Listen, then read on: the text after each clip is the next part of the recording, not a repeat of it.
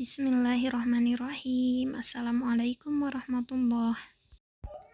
Perkenalkan, nama saya Dedeh Latifah AOG dari Subang.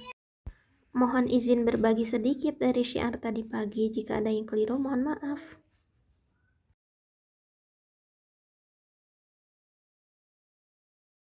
Mungkin kan biasanya pada nanya ya, biasanya gitu kalau misalkan di pasar ini, emang apa sih kan bedanya perhiasan sama logam mulia? Nah, bedanya ya perhiasan itu bisa dipakai kan, kalau perhiasan bisa terindah. Kalau logam mulia kan hanya disimpan aja. Kemudian logam mulia itu kadar ininya ya, kadar apa namanya itu? Kadar karatnya 24 karat kan. Nah, jadi kandungan emasnya itu 99,9%.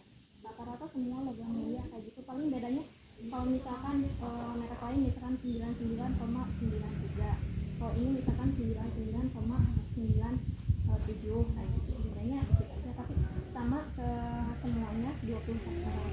Nah, kalau perhiasan itu kan biasanya belinya harus ke toko emas ya kan, dan jualnya juga biasanya kita tuh di doktrin harus jual lagi ke sini ya, ke toko emas lagi, dan harus ada apa namanya surat kwitansi. Padahal sebenarnya bisa aja dijual di luar toko emas itu gitu ya, sebenarnya bisa, tapi kebijakannya kan sesuai gimana yang menerima buyback itu ya, gimana yang menerima itu mau bayar berapa kan kita nggak bisa nentuin kan.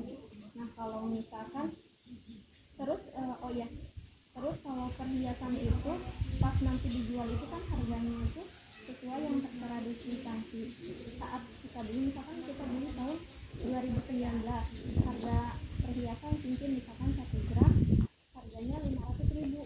Nah pas kita jual di tahun 2021 misalkan sekarang, nah jual itu kita lihat itu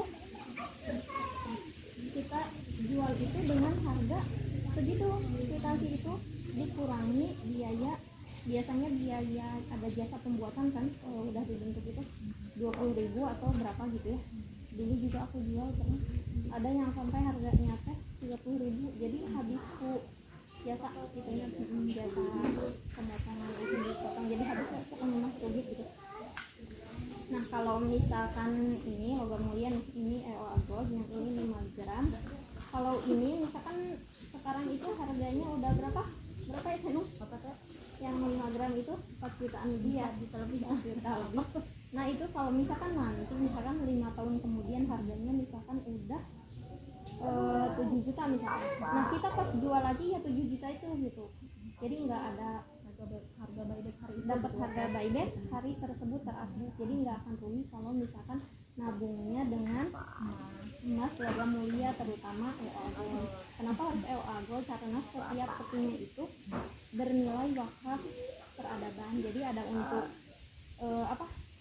yatim ya, rumah yatim, rumah Quran apa Wan Quran Institute, nanti katanya sih mau dibangun di Sagala Herang dekat ya, dekat di situ Sagala Herang kampusnya. Terus ada The Yatim Village, terus ada yang tambak udang dan usaha-usaha lainnya nanti. Terus nanti hasil keuntungan itu diwakafkan untuk menara MUI ya, menara MUI salah satunya, dan yang One Quran Institute itu, One Quran Institute kayak gitu. Ada yang ditanyain enggak?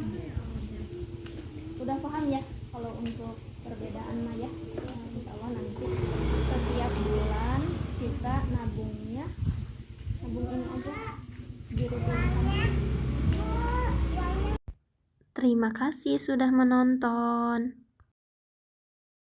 Jangan lupa nabungnya EOA Gold aja. Assalamualaikum warahmatullahi wabarakatuh.